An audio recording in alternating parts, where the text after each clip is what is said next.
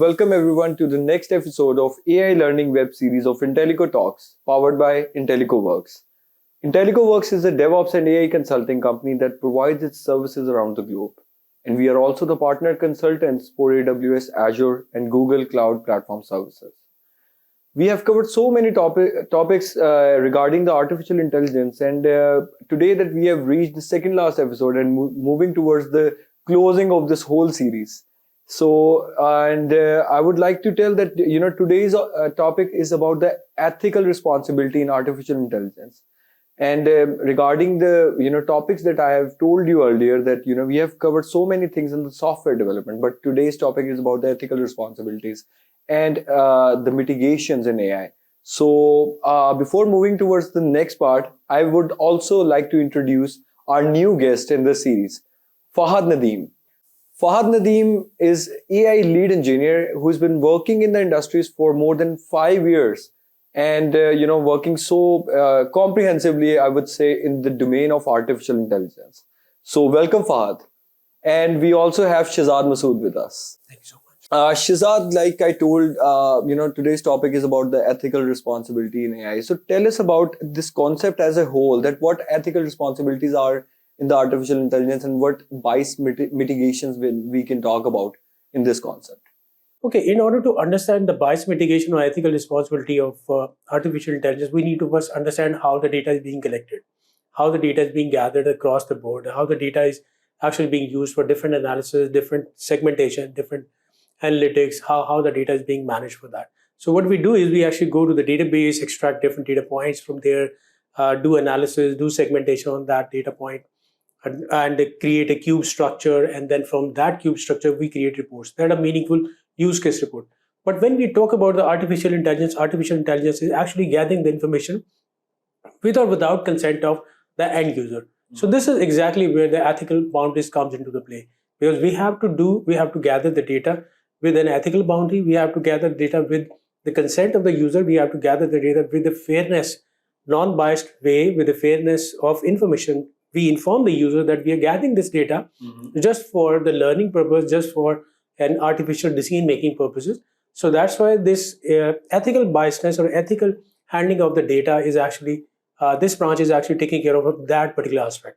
Okay. So there are many parts in this one. Like if you are gathering a data, you need to transparently inform the user that, okay, we are gathering this type of data from you. That's the part of the consent, right? That's a part of the consent, that we have to get consent of the user, get consent of the person that actually using our products, that you are using our product. We will be actually gathering your data just for fulfilling another use case or just for fulfilling another part of the artificial intelligence. I think this thing we will discuss in the later part of this episode as well. Yeah, sure. So talking about the first part, that is the ethical considerations in AI. And can you tell us about that part? What ethical considerations are and what typical factors involved in this step? Sure. So there are more than 3 factors involved in it: transparency, fairness, and accountability. Transparency means that whenever you are collecting any information from the data from the user, you have to be very transparent on that.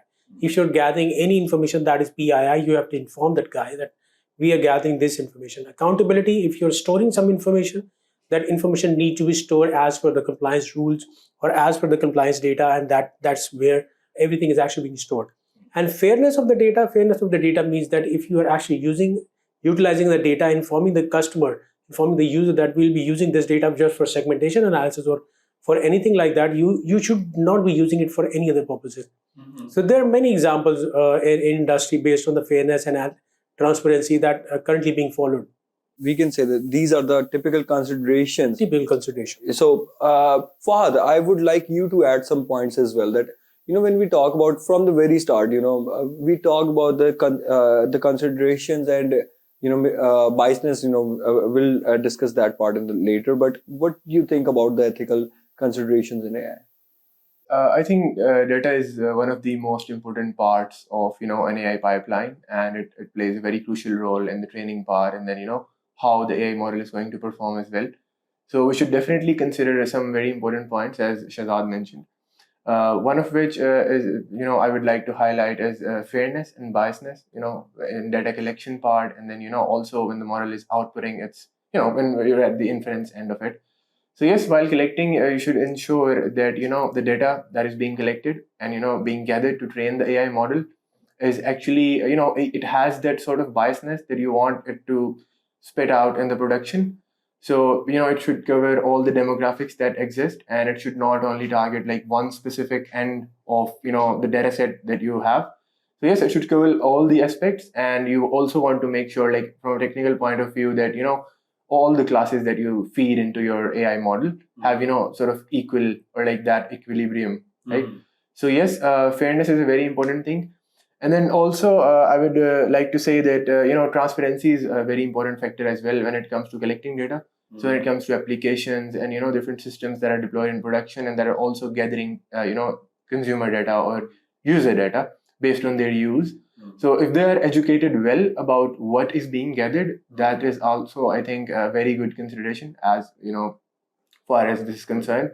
And some also the quick thoughts about I think the two major steps of the accountability and explainability as well in this.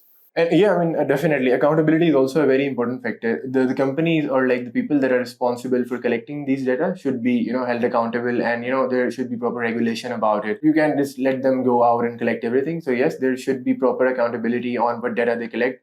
It should be, according to the rules and regulations or under whatever, body they're working in. And then about the explainability, yes, explainable AI is also a very interesting field. It's also, related to the technical side of this field as well. And it also minimizes that fear that humans have, because the whole purpose of explainable AI to sort of explain how an AI model is performing, how it is actually spitting out the information that it is spitting out. So when you actually know, because the fear with AI overall in the whole world is that they don't know exactly how this body or how this model is working, how this agent is working. So if you manage to sort of explain that in any manner, I think that would be very helpful to the end user.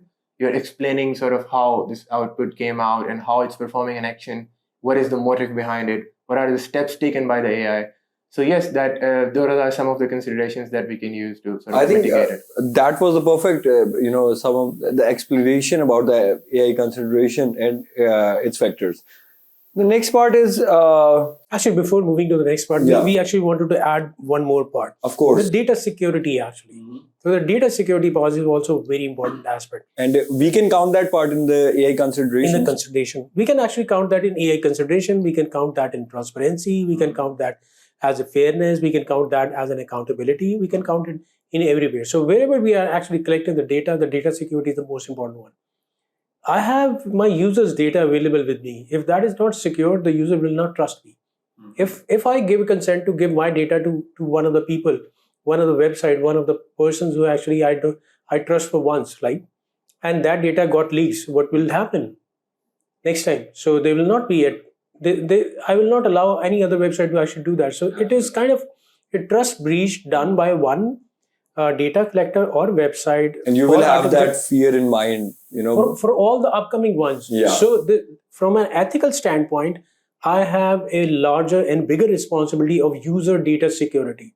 So if user data security is not there, so it will be actually impacting on all the future upcoming AI collective engines. Okay. I mean, that was a very interesting part in the AI consideration. So, and coming towards the next thing, that is the bias mitigation in artificial intelligence. So, what we can have or what we can learn in this thing, that, bias mitigations in artificial intelligence. So first of all, let's understand what bias is. Bias is actually my likeness or dislikeness towards anything. So that's simply called bias. The preference. The preference for any brand, preference for anything. So there are many brands available in the market. They actually go for that. So it's just like a guy who wanted to sell his or her products, they actually go for the biasness marketing and biasness, artificial intelligence, biasness of anything like that. So similarly that, artificial intelligence also works on the historical data, right? So if I provide a bias-based data to artificial intelligence engine, what it will do? It will create a model, train the model based on that particular bias data. So that means I am actually giving only that specific bias kind of a data to my model, so that my model actually can perform as per the biases that I am actually having. right? So basically, you are manipulating the AI system based on your preference. Absolutely, absolutely. So what I'm doing is I'm actually doing that. But in this particular entire paradigm, what I have to do is I have to introduce a fairness matrix as well. What fairness matrix actually is, I don't want to actually exhibit the same to my users. Like, okay, number one recommendation, my this product line. Number two recommendation, again this product line. Number three, again this product line. So there is no fairness. So I have to introduce some sort of fairness algorithm as well, and I have to do that. But if someone is actually picking up one product from the first impact, so I have to reduce that impact to another one. I pick a product from the market that is based on the bias analysis. I pick another product from the analysis. I say that this product is not actually performing the way it should be. So now I have to choose another one. So when you're doing a bias analysis on the ethical point of view, ethical gathering of the data, you have to actually perform it based on the other factors as well. And I would say the point would be that from the data collection part and the detection part of the biasness, the fairness part. So, what you can, say about these points, in the biasness and the mitigation in the artificial intelligence. Sure. I mean, I would definitely, to double down on what Shahzad mentioned, actually. Yes, in order to, mitigate these sort of concerns, what we can actually do is make sure, when we're at the data collection step of the pipeline, we gather, all different classes that exist, regarding different aspects that you want to feed to the model. And then also make sure that the data that you gather is diverse, right? You don't want to move or lean too much towards one side of it.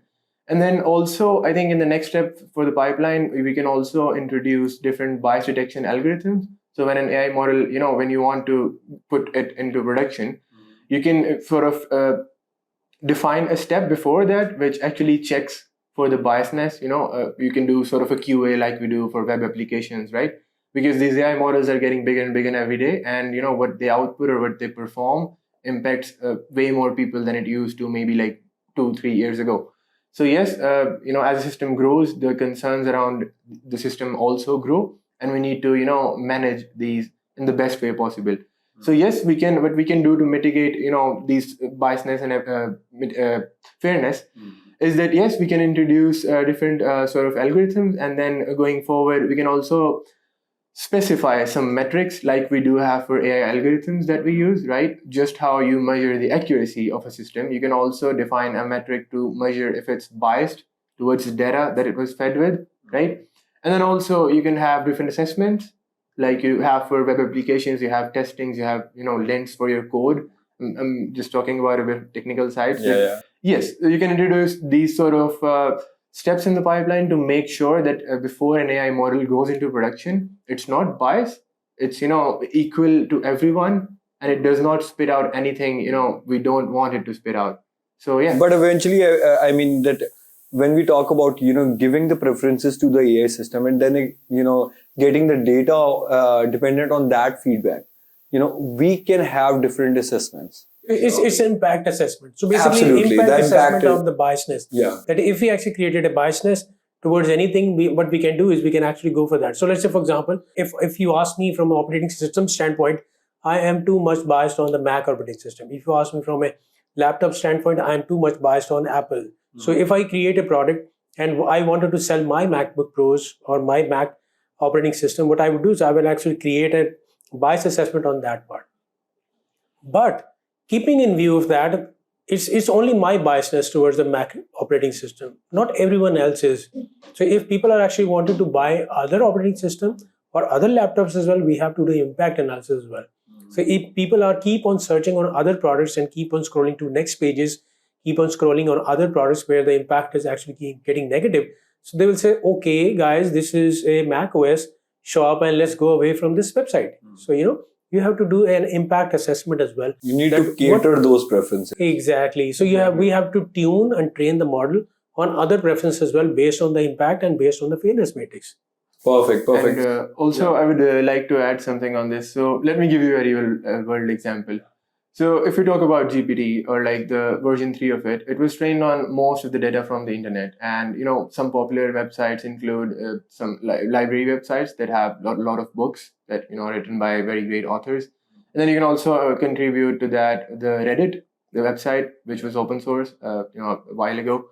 And then a lot of data also comes from Twitter. Now, the data that Reddit, Twitter, or, those libraries and, other blogs that were out on the internet and scrapable for free does not reflect the opinion of the whole world, right? Internet is only, a part of a world, right? These websites cannot have all the information in the world. So a model that is trained on, this sort of information is only going to reflect what was, written by the users on those platforms. And internet tends to be, racist sometimes, and there are other such problems as well. So the model that was trained on this sort of data is bound to, spit out that sort of stuff. So yes, one thing that we can do is to ensure that we also gather data that is not just open source, also closed source, to sort of get the opinion of that side of the world as well that is not included in these models. And yeah, that is like one way we can improve the performance and make it less biased towards one side. So yeah. Perfect example. I think you have given about that specific platform. And coming towards the next part, that is the best practices for the AI, responsible AI development. So can you tell us about the roles of the ethics review boards specific for the AI projects, and what are the best practices for responsible AI development? So I would refer this term as a ethics by design. I would say so. Ethics by design means that whenever you are going for any kind of ethical data gathering, or you're going for any kind of ethical biasness, or you're going for any kind of thing, you need to define certain matrices. Mm-hmm. You need to define certain type of analogies that we are gathering this kind of a data. This type of user is required to get education on that. We are gathering data based on these preferences. We are gathering data from, for example, cookies is one mechanism of gathering the data, and we are actually doing all the data gathering and then doing continuous monitoring on that one. Once you're doing that, you can always define ethical matrices as well. Okay. So based on ethic by design, then matrix, then continuous monitoring, continuous user feedback, and based on that feedback, you actually design the entire ethical acquiring or data collection of the data. I think those steps are still important, in those that steps are still important. So if I summarize the entire factor, these all are humans. The humans are actually doing all these things. Humans are monitoring their system. Humans are actually, doing the entire analysis. But data gathering part, adding to this respective matrix, training the specific model, that's something which is a repetitive task which artificial intelligence is actually doing. However, the retrofitting or maybe biasness, close biasness, retrofitting of the data, improvement of the model, realignment, user monitoring, giving education to the user, that's something which humans are actually doing. So humans are actually like side by side looking into the one. So humans are actually in the command. Yeah. So they are in the management. There are the journals of the entire one, and artificial intelligence and the bots are actually doing repetitive tasks for them. So we can say that behind every system there is a human. There is a human, yeah. Behind every artificial intelligence system, there is a human who is actually continuously monitoring the entire spectrum, and humans are actually tuning the knobs to biasness or retrofitting the entire scenario into specific action. Keeping the user always gives you feedback. User gives you feedback that okay, your product search is going well, your X things is going well, your Y thing is going well. Okay, this is not going well. You have to retrofit into that particular one with a separate biasness matrix. Yeah, I think Fahad also wants to add something in this, that what the practices of responsible AI. Yes, definitely. I think one thing that is the most important that we can do to ensure responsible AI is that we educate the user to the very basic level, that what data we're collecting from them, and at the end of the day it's their data, and that is what helps us improve the models that we build. So yes, they should be educated explicitly regarding any data that is being collected from them. And then going forward also, I think once a model goes into production, it's out there, then the responsibility does not end there. You also need to continuously monitor the performance of the model. You need to iterate on that. You need to collect user feedback, and then make your tuning regarding that, so that exactly the same part that comes in the awareness and education part. Yes. 1, 2, 3, 4, and that's where you need to be. Regarding where you actually get hands on everything. So, awareness and education part is important. You are talking about. Because, us engineers as well, we're still exploring the capabilities of AI. Sometimes it amazes us as well, being the ones that created it. So yes, I mean, it can do anything. And sometimes, a model is in production and a user can come and interact with the model and he or she can be able to, do something that even we were not able to think of. So yes, that can only be monitored once, it's done and we do have actual user feedback. Yeah. There's an actual human being, monitoring or like playing around with the model. And then the last thing that I would, like to add on this is that the impact that these models have on the real world is so huge that we now need to propose proper guidelines and also auditing teams within companies that are developing these large scale models, so that we can do only so much. We can't like monitor every aspect of the model, and we can't prompt it to do everything that a user is going to do with it, but at least we can define a mechanism that audits a model before it goes into production and sort of play around with it, have these specified mechanisms to measure the performance of the model before it actually goes out there. And if there is something sensitive, there's risk for test it before it goes live. So yes, I think. So if you define this analogy for the rest of the people, so that's called ethical review boards. So ethical review board is something like people are going on positive or negative sentiment. If they are too positive, the product will not be liked that much. If they're too negative, product will not be liked that much. So if we have to balance out all those things, you have to define ethical review boards. In some scenario, you have to turn down some product. In some scenario, you have to keep some product up. So AI is also helping on that part. So this actually part of the game actually is called ethical review board. So we are the one as the warden of the entire spectrum. Humans are the ones who actually train the model based on this biasness as well. If I want to turn down a product, go and I can feed in some data and it will keep on going down as the recommendation product. If I want to actually have a product going up the ladder, I can simply add it to the up the ladder one. So that's why, I code this. I would love to code this behind every successful system. There is a human body. There is a human body, right? So, I mean that you talked about, how you can train the AI system, and get the leverage out of it. So, on the other one side that you have trained the AI system and, to get some set of data, a typical biasness for some typical products. And on the other side that you have some real world data as well. So where actually that AI trained system will come into play? That's a very good question, actually. So one system actually is in production, that's going live and gathering data. Everything is there. There is a human warden actually working on that particular data and creating another set of model. The second model is better trained from the first one. So keep on training on that one. And once we actually figure it out, there will be a trigger button, that deployment trigger button. That deployment trigger button is actually with the consent of the warden guy who is actually there. He said, okay, let's deploy this one, right? So now there are three parts that will happen. On deployment, we get errors. The previous one is not working. What we have to do, we have to roll back that version. Second, we get more data. If we get more data, we will actually proceed further, retrain the model, retrain on another analytics, retrain on another retrofitting, retrain on another level of biasness. We keep on retraining on that one. For example, on retraining, we got another error. So it will keep on going with that. So it is called consent-based deployment. Okay. So consent-based deployment is more like you gather the data, you define a frequency, you said that after this frequency, this new model will be deployed onto the one. Then this new model will get on more training, more deployed on the one, more deployed on the one, more deployed. So enhancements come. And these enhancements keep on coming. And what is the frequency of these enhancements? Is that an hourly basis, 4 hours, 8 hours, 1 day, 7 days, 1 month? Who is going to decide? The warden. Oh, all right. I mean, that is interesting that eventually the gear would be in the hands of a human. And the warden of the system, same right? Like just like a GPT model, yeah? So GPT model 1 comes up, another 2 comes up, 3 comes up, 3.5 and 4. And maybe there are more versions that are coming up, but the more versions that come up will be there will be one live and stable version.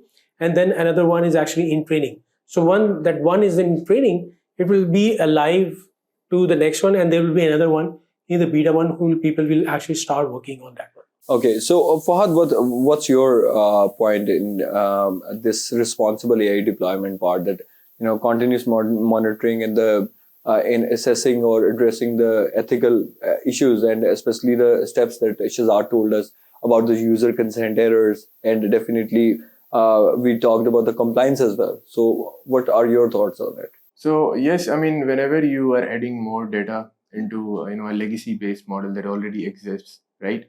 There's a new iteration that comes in there. There should always be human oversight. It should pass through the whole pipeline once more. The same audit and check pipeline that you have. And human oversight is very important because at the end of the day, us as humans, we can only define the ethical considerations that we have specified.